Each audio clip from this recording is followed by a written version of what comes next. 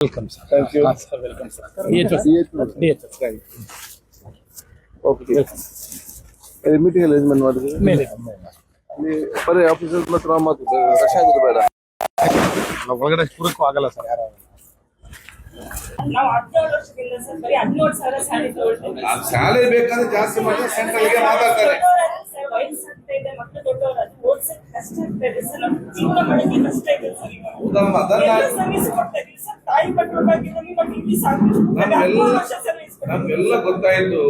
ಏನಾದರೂ ಕೂಡ ಪರ್ಮನೆಂಟ್ ಒಂದಾಗ್ಲಿಕ್ಕೆ ಸಾಧ್ಯವಿಲ್ಲ. ಸ್ಯಾಲರಿ ಜಾಸ್ತಿ ಮಾಡ್ಲಿಕ್ಕೆ ನಾನು ಕೇಂದ್ರಕ್ಕೆ ಮಾತಾಡ್ತೇನೆ. NHM ನ್ಯಾಷನಲ್ ಹೆಲ್ತ್ ಮಿಷನ್ ನಮ್ಗೆ ಇಲ್ಲಿ ಏನು ಕೂಡ ಇದಲ್ಲ. ಏನಾದ್ರು ನಾಳೆ ಅದು ಬಂದ್ ಮಾಡಿ ಬಿಟ್ರೆ ಮತ್ತೆ ನಿಮ್ಗೆ ಕೆಲಸ ಇಲ್ಲದಂತ ಪರಿಸ್ಥಿತಿ. ಆಗ ಏನ್ ಮಾಡ್ಬೇಕಂತ ಹೋದ್ರು. ಅದಕ್ಕಾಗಿ ಅವ್ರಿಗೆ ಕೂಡ ನಾನು ಕೇಂದ್ರದ ನಮ್ಮ ಆರೋಗ್ಯ ಸಚಿವರು ಭೇಟಿ ಆಗ್ತೇನೆ. ನಾವು ಆ ಟೈಮಲ್ಲಿ ನಾವು ಹೋಗ್ಲಿಲ್ಲ ಸರ್.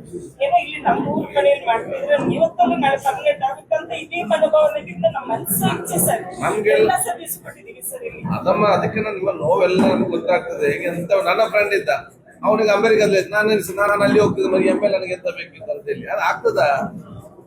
ಈಗ ನಮ್ಮ ಪರಿಸ್ಥಿತಿ, ನೀವು NHM ಅಲ್ಲಿ ಇದ್ದೀರಿ, ಅದು ಆಗೋದಿಲ್ಲ ಅಂತ ಗೊತ್ತಿದ್ರೆ ನಾನು ಬೇರೆಯವ್ರಿಗೆ ಏನು ಸುಮ್ಮನೆ ದುಡ್ಡು ಕೊಟ್ಟು ಹೋಗಿ ಮೋಸ ಹೋಗ್ಬೇಡಿ ಅಂತ ನಾನು ಹೇಳುದು ನಿಮ್ಗೆ. ನಿಮ್ಮ ಸ್ಯಾಲರಿ ಜಾಸ್ತಿ ಮಾಡಲಿಕ್ಕೆ ನೋಡುವ.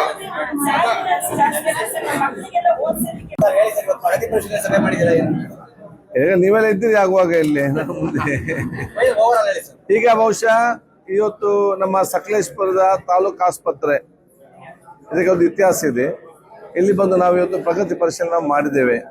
ಬಹುತೇಕ ಒಂದು ಅತ್ಯುತ್ತಮವಾದ ಆಸ್ಪತ್ರೆ ಆಗಿದೆ ಅಂತ ಬಹಳ ಹೆಮ್ಮೆ ನನಗೆ ಎನಿಸ್ತದೆ.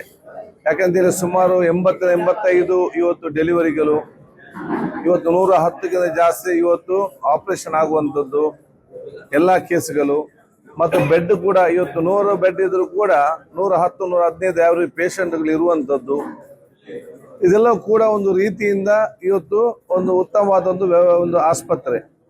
ಈ ಆಸ್ಪತ್ರೆಯಲ್ಲಿ ಇನ್ನಷ್ಟು ಅತ್ಯುತ್ತಮವಾಗಿ ಸೇವೆ ಇವತ್ತು ಕರುವಂಥದ್ದು ಮತ್ತು ಜನರನ್ನು ಮತ್ತು ಆಸ್ಪತ್ರೆ ಇನ್ನಷ್ಟು ಹತ್ತಿರಗೊಳಿಸುವಂಥದ್ದು. ಜನರಿಗಿರುವಂಥ ಕೆಲವು ಸಮಸ್ಯೆ, ಸಣ್ಣ ಪುಟ್ಟ ವೆಚ್ಚ ನೋವು ಏನಿದೆಯಾ ಅದನ್ನೆಲ್ಲ ಹೇಗೆ ಬಗೆಹರಿಸಬೇಕಂದ್ರೆ EM ಅವರಿಗೆ ನಾವು ಬಹಳ ಸ್ಪಷ್ಟವಾಗಿ ನಾವು ಇವತ್ತು ಹೇಳಿದ್ದೇವೆ.